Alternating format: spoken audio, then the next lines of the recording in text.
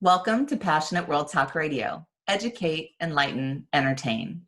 I'm Shannon Zeman, and thank you for joining us on today's The Most Important 15 Minutes of Your Day, where we share expert information on safety and preparedness that you can use in your everyday life. 8 months ago, our world was turned upside down by COVID-19, and our youth have been kept home from school and denied social interaction with friends and family. There's an unsettling rise in teen suicide, and we need to know how to help our teens. Today, my friend Lauren Stalling is joining me to educate us on the right time to speak to our teens about suicide and the warning signs to watch for. Lauren is a California licensed marriage and family therapist who has spent her career advocating for mental health and suicide prevention. Her counseling experience with children and families span over 15 years through multiple settings. Lauren has spent a majority of those years in the school setting providing school-based mental health services for students and their families.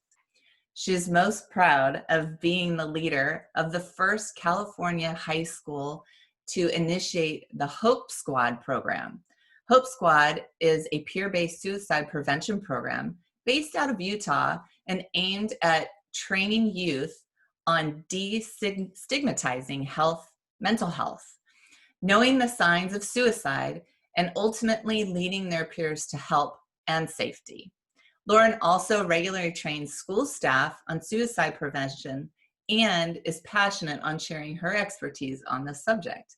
And that is why I've asked her to join us today, because she is a wealth of knowledge and one of my friends and one of the people I always go to when I have questions about my boys. So I'm so excited that you joined me. Thank you. I'm so happy to be here today. Yes. Okay. So let's just dive right in. So why is this so important to consider, like we've talked to me before, when to talk to our teens? I think more than ever right now, this is the time to really talk about it. This is not an issue that wasn't that just came up with COVID. Right. This has been an issue for a really long time. And suicide, just to throw out a statistic, is the second leading cause of death for individuals between the age of 10 and 24 years old. Wow. So when you're looking at that second leading cause, the first is accidents. And so when you look at suicide is preventable. And yet it's still such a high number.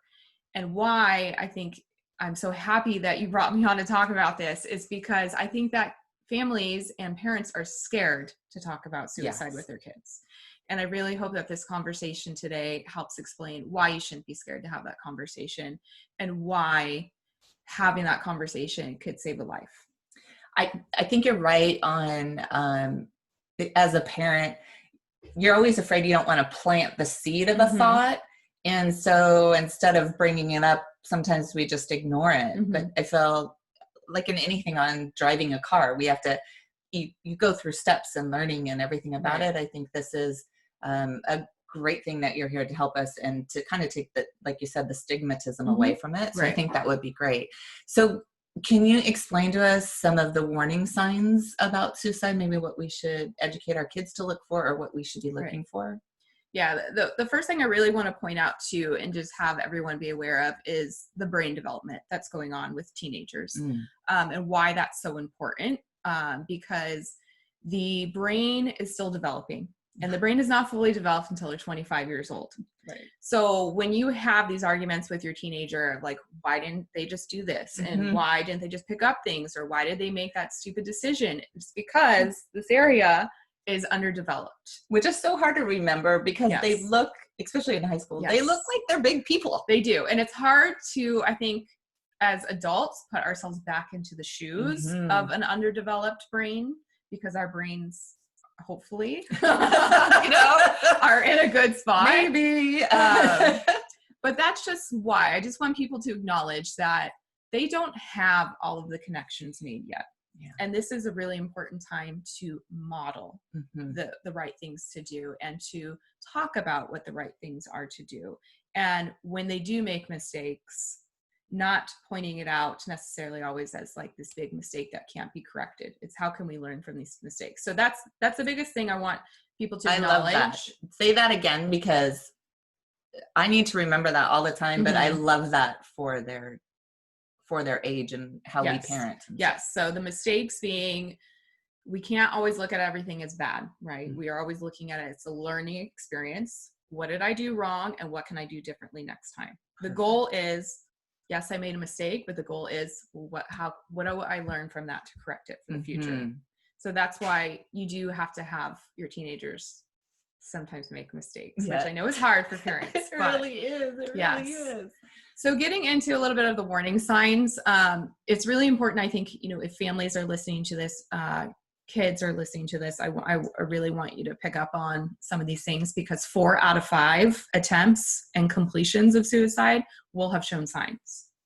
So there is a level where sometimes there is not, because suicide can be very impulsive. And again, we're thinking of that brain development being underdeveloped and not being able to really hone in that impulse control. But the main things to really look for are the changes in their mood. So I know that teenagers are moody already. Oh boy, welcome to my house.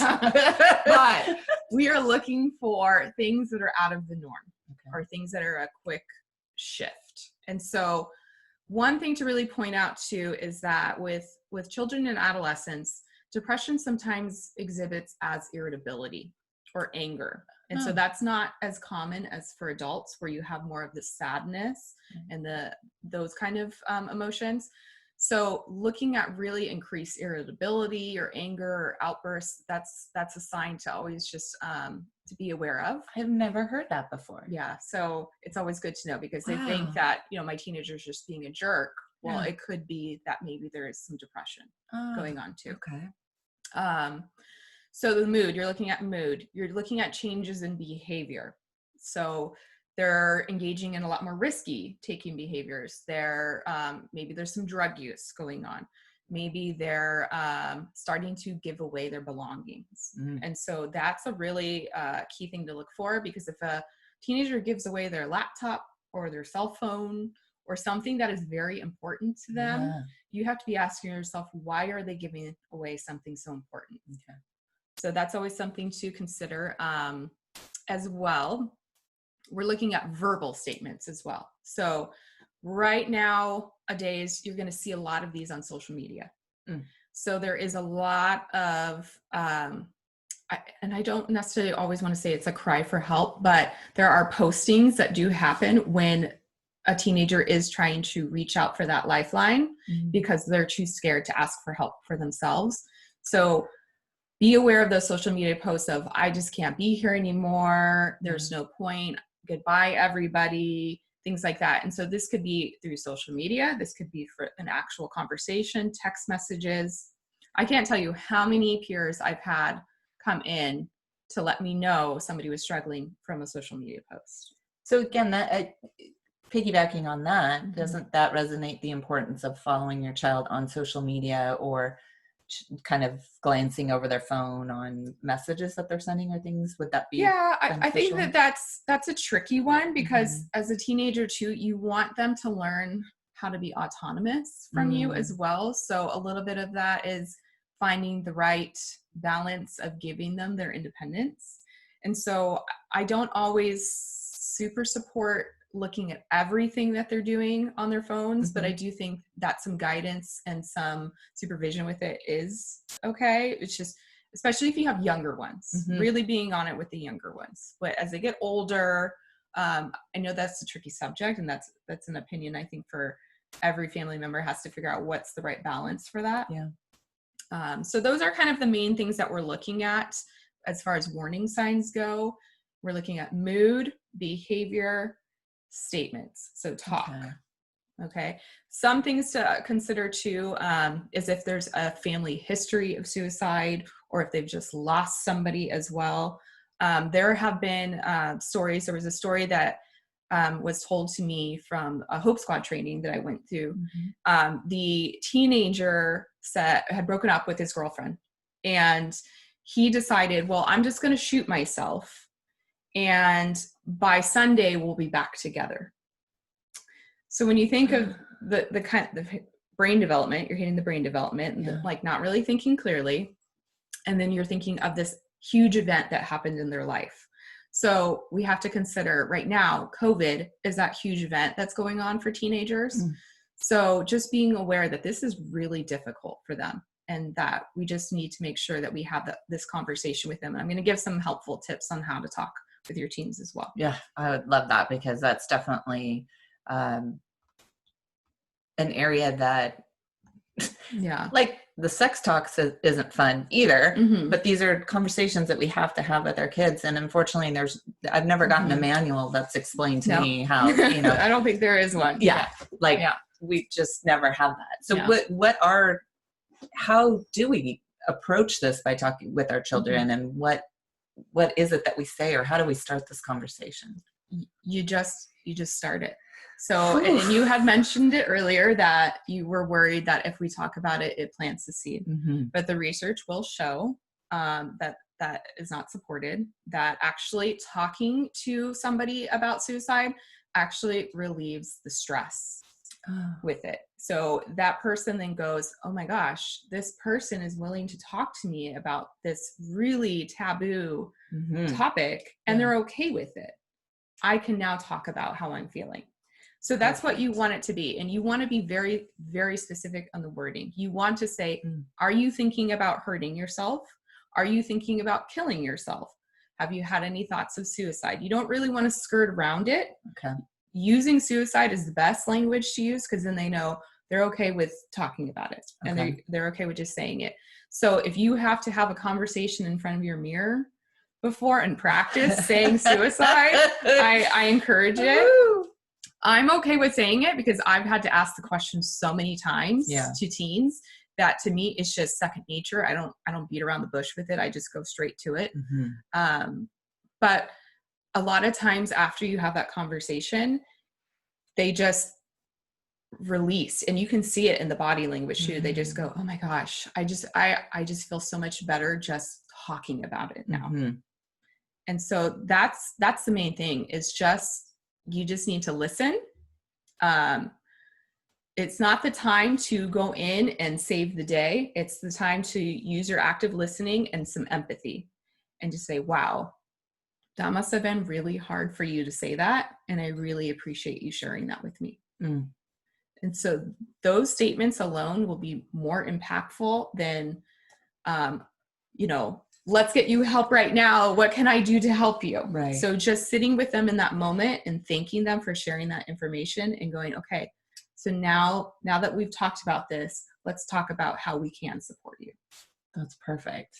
And so that piggybacks me into my next question of, if our child or a friend or anybody has contemplated in it, how do we go about getting help? Yes.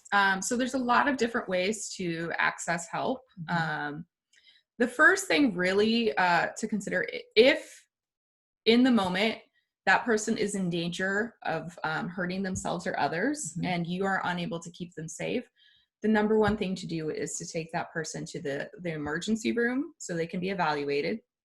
There is a process that happens for teenagers. They'll be admitted into the emergency room, and then a team from the county comes out to assess to see if they need to be hospitalized or not. If not, then they are released to their parents. They go home.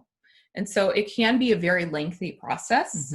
So it's always good for people to be aware that this is really only for the situations where this person is actively in a state where they are going to, they are wanting to act on suicide. Okay.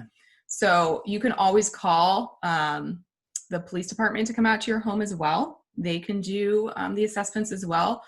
That's not always, the best option, right? To have police officers come into your home. It really depends. But I do want to put it out there that police officers are very helpful in these situations. And I want people to not use that situation, but it is always good to go at least to the emergency room to get the care that they need for that situation. And again, you're only utilizing emergency room or police officers if it's immediate danger to self or others. If it's something that can wait, then call your pediatrician the very next day, schedule an appointment, talk about what's going on, run some medical tests, do some blood work. It's always good to rule out anything medical that could be going on. What kind of blood work? Just like a standard blood panel. Okay. Yeah. And just to make sure that there's not, a deficiency of some kind, or maybe something else that could be going on. And then talk about some referrals for support from there. You can always access insurance referrals too by looking at the back of your insurance card for supports. 211 is also another great number to call if you're looking for what's available for teen therapy or teen supports. You can always just call 211. That's it. Yeah. Tell them what your needs are. That person on the other line will tell you exactly everything that they can come up with. Oh, perfect. They do the search for you. So it's great.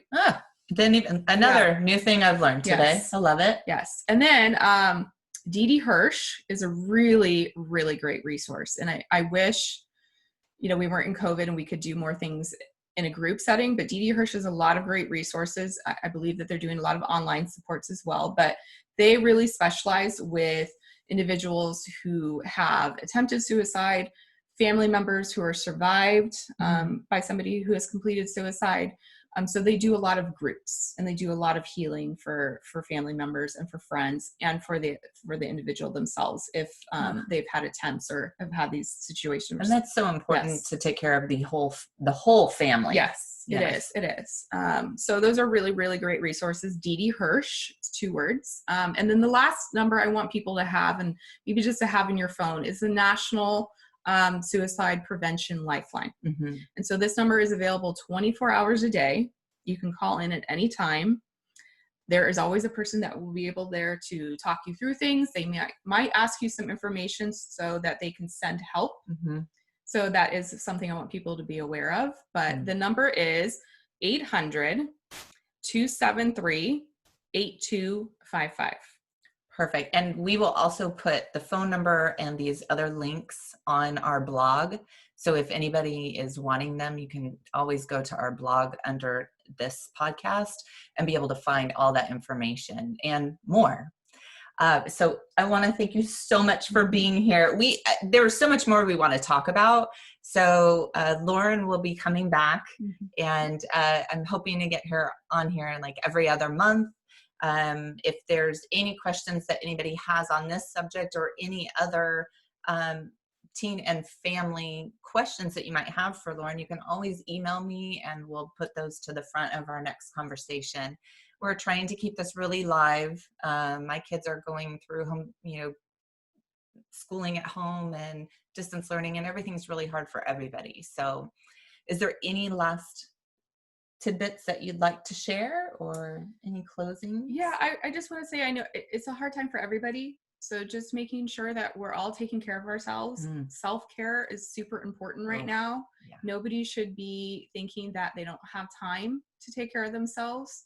So just make sure your basic needs are always met, that you've had food, you've had water, you've gotten outside to exercise a little bit, and then find something in your day, whether it's just 5 minutes of your day that's just for you, that you do for yourself, because that 5 minutes can just reset your whole day and get you to a place where you're able to take on whatever is going to get thrown at you. I love that.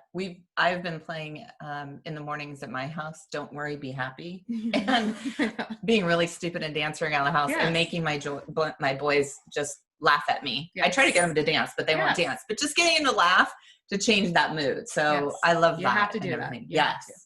So I have loved this conversation. I hope that Lauren has helped educate you as much as she has myself, and a lot of great takeaways I'm going to take from today's podcast, and I really appreciate that. So join me next week when Detective Troy Zeman and I discuss tactical considerations for RUN, which is part of the Run, Hide, Fight mantra to help you get out of dangerous situations safely.